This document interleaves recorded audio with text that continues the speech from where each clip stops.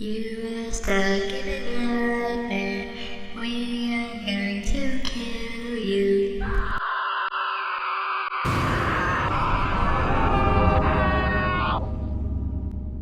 Alright, well, my name is Kristen Rocha, and I was currently in the West Michigan Ghost Hunter Society, and I was a camera crew operator, and I was also part of the occult specialist team, where we would talk about researching what kind of ghost paranormal activity that happened in a house that our client had, and then we would go into their building, and we would assume that the ghost was not there, and then we would investigate.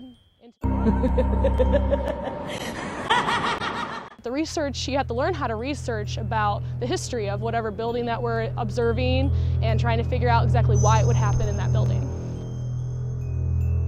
Well, when a client calls us, they'll give us a call and they'll tell us the location and what kind of experiences they have. And the first thing we calculate is what kind of haunting is there. There's 3 different types of hauntings. There will be a residual haunting, there will be a demonic haunting, and then there will be an intelligent haunting. And then we calculate exactly what kind of haunt that person is experiencing.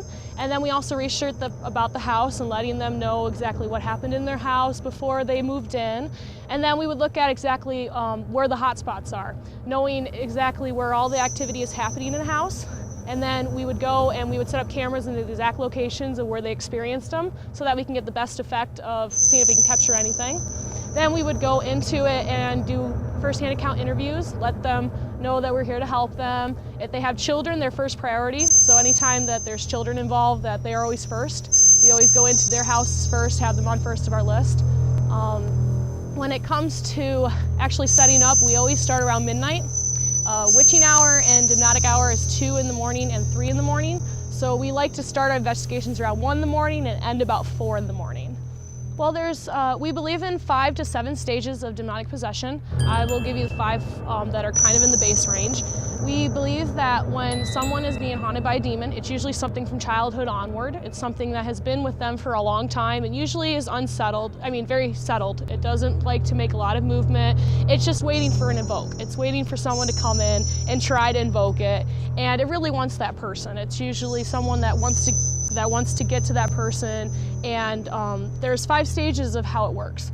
You have the first stage, which will end up being like a scared tactic. It's the idea that that person who will be possessed in the future will surrender themselves to fear or an emotion. And fear is usually the first one. The second stage of demonic possession would be anger. It would be the idea that they don't want to be around anybody, they're angry all the time because they're frustrated usually, or some emotion will trigger their anger, and they just become overly angry. The third one will be the depression stage. And depression stage is usually when they don't want to be around people. They'd rather be alone to collect their thoughts. And that's usually where we theorize that they start hearing things. Usually that's around the same time that a lot of people hear things or they see things. And then we go to the 4th stage, which involves an activity where your muscles are relaxed and they don't move, and usually they mumble things, and many people theorize that that's the demon coming through to them. And then the 5th stage is complete control. That is when they realize they have to be near the demon and they don't want to leave the demon. With like the exorcism movies, you see them like being possessed throughout, like whatever, until they die. Like that's not necessarily true. Not like, necessarily true. If you get if you get an exorcist that comes in, usually it's a Catholic exorcist because we're the only religion that believes in an exorcist. So if you ask for an exorcist, it's usually a Catholic priest that comes in, and he has been trained to do that. There's only certain priests that are allowed to do exorcisms because they train as an exorcist. Ave Maria, piena di grazia, il Signore è con te. Tu sei benedetta fra le donne. Maligno. Ave Maria, piena di grazia, il Signore è con te. Tu sei benedetta fra le donne. Benedetta Santa Maria, ma libera. Ma Maria, no, maligno, Cristo è più forte. Cazzo via. Di la verità. Di la verità a questa signora, esiste o non esisti tu? Il demonio esiste o non esiste? Esiste il demonio! Come fai a dimostrarlo? Come fai a dimostrare che esiste? Tutto! Ma questo... Io esisto! E chi non ci crede bene,